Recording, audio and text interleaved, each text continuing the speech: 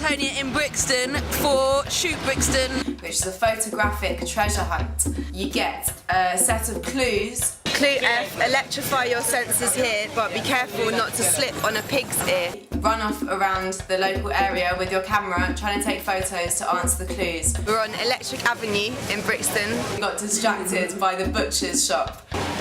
That is cow's tongue. I hope you're getting the texture of this stomach. We didn't find any pig's ears, but we found some pig's feet. So we took a photo of that instead.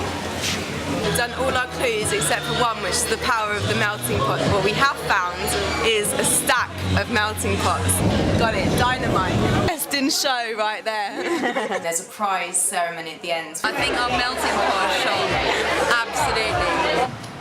That's it. It wasn't us. I thought ours was better. Never mind, it was a really, really fun day. www.shootexperience.com. Go online and check out the ones from Shoot Brixton and see if you can spot ours.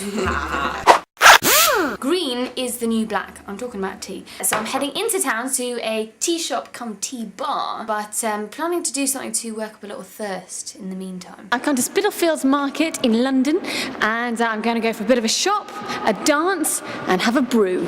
It all just started here at Spitalfields Tea Dance. We have you see one couple at the back there.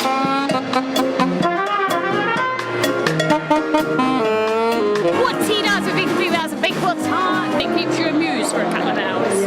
I started dancing when I was a little girl. I was dancing when I was 4. Whoa, it's been dancing for years and years and years. My doctor says to me, if I don't dance, I'll die.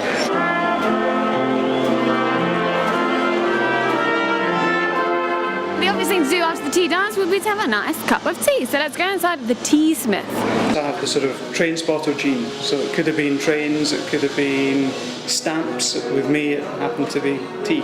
There's a real contrast between a tea that is produced very carefully by hand and the more industrially produced teas. And this is the moment of truth. There's so many different kinds of tea. Incredible. I'm feeling ridiculously spoiled, like some sort of Amazonian princess. There's a special kind of aged tea called pu'er, and this is compressed into a cake. And something like this is of high quality, and it's say 50 years old. The current market price for this is about 18,000 US dollars. It's not all about PG tips. Big PG tips. Fascist, but it's time to wake up. I'm here at the Design Museum in London to celebrate 10 years of Matthew Williamson in fashion. Fabulous, colourful, gorgeous dresses worn by some of the most famous, beautiful ladies in the world. Not me yet. One of the great things about this exhibition is all the personal stuff. Geeky bitches. Matthew took trips to India, really got interested in the colours and the different textures of the patterns there. There was a time when sequins were seen to be a bit kind of trashy, but now Matthew Williamson brought them back. I mean, just look at that detail. Now that's one thing me and Matthew have in common, and that's our love for butterflies. I love this dress. Anybody that wears his dresses must feel like a princess. You know you're not just gonna get a plain dress, it's just gonna be bling. We went to Friday Late at the Victoria and Albert Museum. The museum is open late, which is a very good thing. In a specialist Friday Late, it has a theme. It was Who's Afraid of the Dark. You can get your photo taken as a corpse. You could have your tarot cards read. What did the tarot man tell us? That we're going to get boyfriends next week. There is loads going on here, but the great thing is it's a museum. You don't want to queue up, you can just hang out with the nudes. You want to touch it, but the woman is watching me, so I won't. We had such a good time that we came home and decided to continue the theme of the evening. We got inspired to corpse up. This was our inspiration. You've got the panel floor in, it's not like it was in the V&A. I went to an LCD sound system gig the other day. I loved it so much that I bought the vinyl. What am I going to do with vinyl?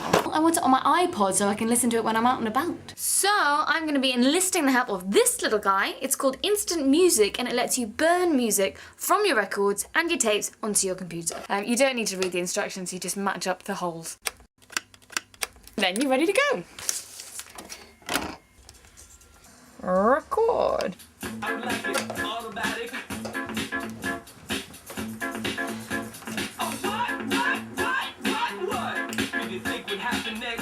that track is on your computer, it's only a short hop away from being on your MP3 player. I'm just gonna head out, do a bit of a road test.